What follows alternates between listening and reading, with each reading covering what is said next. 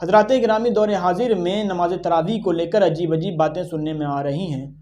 تمام اہل اسلام میں 1400 سال سے زیادہ عرصے سے ہوتی چلی آ رہی 20 رکعت نماز تراویح کے بارے میں ماضی قریب میں غیر مقلدین نے اختلاف کیا اور اپنے بیجا اختلاف میں تکے بڑھا کر اپنا موقف ثابت کرنے کی ناکام جد و جہد میں لگ گئے اور سوشل میڈیا کے ذریعے سے بھولے بھالے سنی مسلمانوں کو مسلک حقہ، اہل سنت والجماعت اور مذاہب اربعہ حنفیہ، مالکیہ، شافعیہ اور حنبلیہ سے بھٹکانے کی کوشش کر رہے ہیں۔ کوئی کہہ رہا ہے صلاۃ اللیل یا تہجد ہی تراویح ہے، کسی کی تفہیم کے مطابق قیام اللیل مقصود رکعت خواہ کتنی ہی ہوں۔ کوئی کہہ رہا ہے 8 رکعت تراویح اور 3 رکعت وطر، کسی کا کہنا ہے 10 رکعت اور 1 رکعت وطر۔ کوئی کہہ رہا ہے تراویح کی جماعت رسول اللہ صلی اللہ علیہ وآلہ وسلم سے ثابت نہیں، یہ بدعت حضرت عمر فاروق اعظم رضی اللہ تعالیٰ عنہ نے پیدا کی۔ غرض اپنی اپنی سمجھ کے مطابق لوگ الگ الگ باتیں کر رہے ہیں۔ اہل تشیع کو تراویح سے جو اختلاف ہے فی الحال اس پر گفتگو نہیں کر رہا ہوں، بلکہ اس وقت میرا موضوع وہ لوگ ہیں جو خود کو اہل حدیث یا اہل سنت کہتے ہیں اور سنت ہی کے مخالف بنے ہوئے ہیں۔ ایسے ہی لوگوں میں سے ایک ہیں انجینئر محمد علی مرزا جہلمی، جو اپنی تک بندیوں، تکلم بازیوں اور فریب کاریوں کی وجہ سے معروف ہیں۔ اس وقت میرا موضوع سخن موصوف ہی ہیں۔ اس موضوع پر کچھ عرض کروں اس سے پہلے ان کا لیکچر سماعت کر لیں اور پھر ہمارا مختصر تبصرہ بھی ملاحظہ فرمائیں۔ میں چیلنج کرتا ہوں دنیا کی کسی حدیث کی کتاب میں نبی صلی اللہ علیہ وسلم سے یا صحابہ اکرام علیہم رضوان سے تراویح کا لفظ ثابت کریں۔ اس لفظ سے میں کوئی چیڑ نہیں ہے، محدثین نے استعمال کیا، جائز ہے، لیکن اس کو آگے لا کے قیام اللیل کو پیچھے کر کے امت کو جو ہے فطرے میں ڈال دیا۔ انجینئر صاحب، بقول آپ کے تراویح کا لفظ محدثین نے استعمال کیا ہے، جبکہ میں کہتا ہوں کہ تراویح کا لفظ محدثین ہی نے استعمال نہیں کیا بلکہ محدثین، فقہاء اور اہل لغت نے بھی استعمال کیا۔ بہرحال میں کہنا چاہتا ہوں کہ محدثین آپ کی طرح تو تھے نہیں جو تراویح کو تہجد سمجھنے کی غلطی کر بیٹھتے۔ انہوں نے تراویح کہا ہے تو تراویح کو تراویح سمجھ کر ہی کہا ہے، نہ کہ تہجد کو تراویح سمجھ کر۔ تہجد تو آپ کے علم کے مطابق قیام اللیل ہے، جبکہ اہل علم کے مطابق ہر قیام اللیل تہجد نہیں بلکہ تہجد تو بس وہی قیام اللیل ہے جو اول شب میں سو کر جاگنے کے بعد آخر شب میں پڑھی جاتی ہے، اور رمضان یا غیر رمضان ہر مہینے میں ہر ایک رات میں پڑھی جاتی ہے۔ اس لیے تراویح کا لفظ غیر رمضان کے قیام اللیل یا تہجد کے لیے بھی کسی محدث نے یا فقیہ نے یا ماہر لغت نے بولا ہو تو بتائیے۔ میں چیلنج کرتا ہوں آپ کو اور آپ کے سارے ہم نواؤں کو کہ حدیث کی، فقہ کی یا لغت کی یا دنیا کی کسی بھی کتاب سے ثابت کر دیجئے کہ رمضان کے قیام اللیل کے علاوہ بھی کسی قیام اللیل یا تہجد کو کسی نے تراویح کہا ہو۔ اور میں چیلنج کرتا ہوں آپ کو اور آپ کے سارے ہم نواؤں کو کہ 8 رکعت پر لفظ تراویح کا اطلاق صحیح ثابت کر کے دکھا دیجئے۔ چھوٹے مرزا جی، لفظ تراویح سے آپ جو کترا رہے ہیں وہ اسی لیے کہ دلائل تو بعد کی بات ہے، پہلے تو یہ لفظ ہی آپ اور آپ کے ہم خیال لوگوں کی پریشانی کا سبب بنا ہوا ہے، کیونکہ 8 رکعت کو لغتاً تراویح کہا ہی نہیں جا سکتا، اس لیے کہ تراویح جمع ہے ترویحہ کی، اور ترویحہ 2 سلام سے 4 رکعت ادا کرنے کے بعد استراحت یا وقفے کو کہتے ہیں۔ 8 رکعت پر 2 ترویح ہوتے ہیں جس کو لغتاً تراویح کہا ہی نہیں جا سکتا بلکہ ترویحتان کہا جائے گا۔ 3 ترویحوں یعنی 12 رکعت کو ترویحات کہا جائے گا۔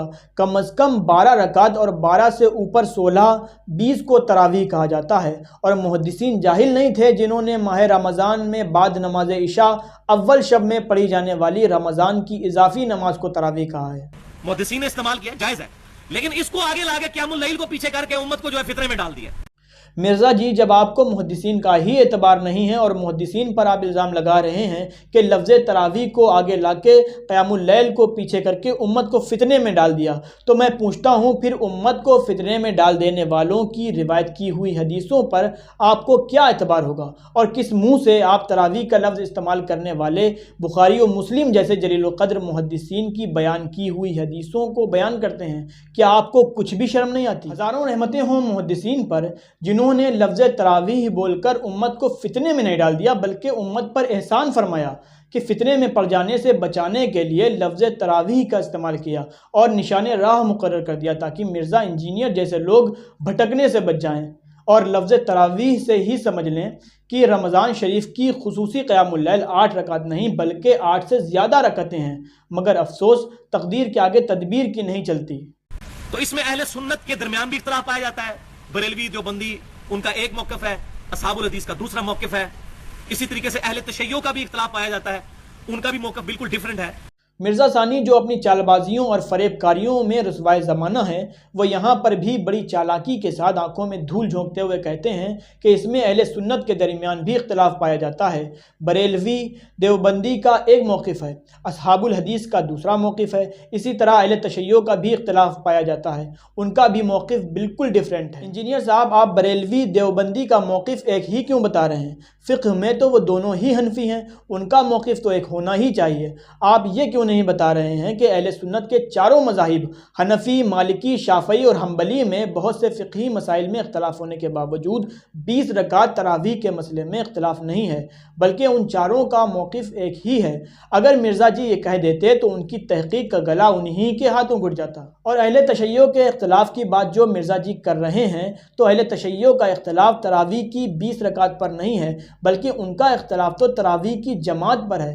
20 رکعت تو وہ بھی مانتے ہیں۔ اہل تشیع کا یہ موقف مرزا جی کے 8 رکعت والے تابوت میں آخری کیل کی حیثیت رکھتا ہے، لہٰذا مرزا جی اور ان کے ہم خیال لوگوں کے لیے منہ چھپانے کی کوئی جگہ ہی نہیں ہے، شرم ان کو مگر نہیں آتی۔ انشاءاللہ تعالی میں باجماعت تراویح پر اہل تشیع کے اختلاف پر بھی تبصرہ کروں گا، اس کے لیے آپ لوگ ہمارے اگلے ویڈیو کا انتظار کریں۔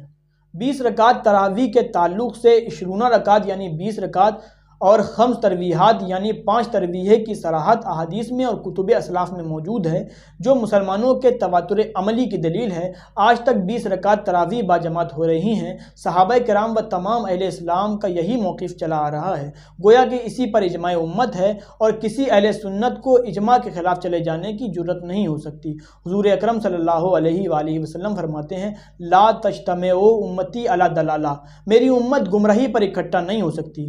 اس لیے اجماع امت کے خلاف چلے جانے والے اہل البدعت والضلالہ تو ہو سکتے ہیں، اہل السنت والجماعہ نہیں۔ ثانی مرزا اور ان کے ہم خیال لوگوں کو اس حدیث سے غلط فہمی ہو گئی جو امام بخاری نے صحیح البخاری کتاب التراویح میں بھی نقل کی ہے اور تہجد کے باب میں بھی نقل کی۔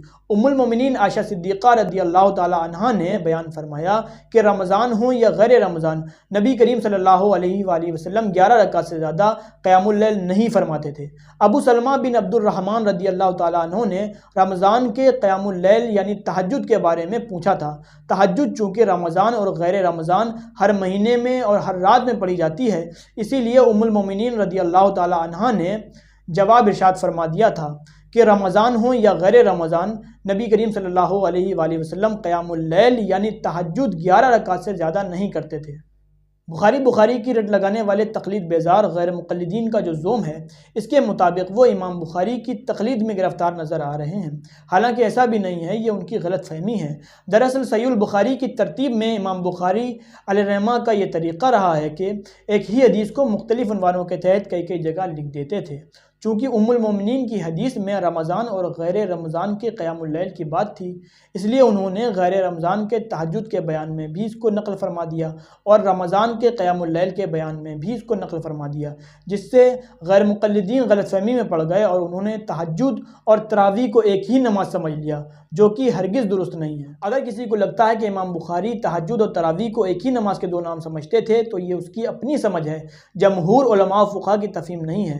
اپنے ہی منہ سے امام مسلم کے جانشین ہونے کے جھوٹے دعوے دار مرزا جہلمی کم از کم صحیح مسلم میں ہی غور کر لیتے کہ امام مسلم بھی اس حدیث کو صحیح مسلم میں لائے ہیں، مگر وہ تراویح کے بیان میں نہیں لائے بلکہ تہجد کے بیان میں لائے ہیں، جس سے صاف ظاہر ہے کہ امام مسلم اس حدیث کو تراویح سے متعلق نہیں سمجھتے تھے بلکہ تہجد سے متعلق سمجھتے تھے۔ رہی بات امام بخاری کی، تو وہ مجتہد ہونے کے باوجود مذہب شافعی کے مقلد تھے، اور مذہب شافعی کے مطابق اول رات میں تراویح 20 رکعت پڑھتے اور آخر میں تہجد بھی پڑھتے، جیسا کہ حدیث الساری مقدمۃ فتح الباری ذکر سیرتہ و شمائلہ میں مقسم ابن سعد علیہ رحمہ سے مروی ہے کہ امام بخاری ماہ رمضان شریف میں جب شروع رات ہوتی تو اپنے اصحاب کو اپنے پاس اکٹھا کرتے اور ان کو نماز پڑھاتے، ہر رکعت میں 20 آیتیں پڑھتے یہاں تک کہ قرآن پاک ختم کرتے، اور سحری کے وقت آدھے سے تہائی قرآن پاک پڑھتے یہاں تک کہ 3 راتوں میں ایک قرآن پاک مکمل کر دیتے۔ اس روایت سے صاف ظاہر ہوتا ہے کہ امام بخاری اول رات میں تراویح پڑھتے اور آخر میں تہجد پڑھتے۔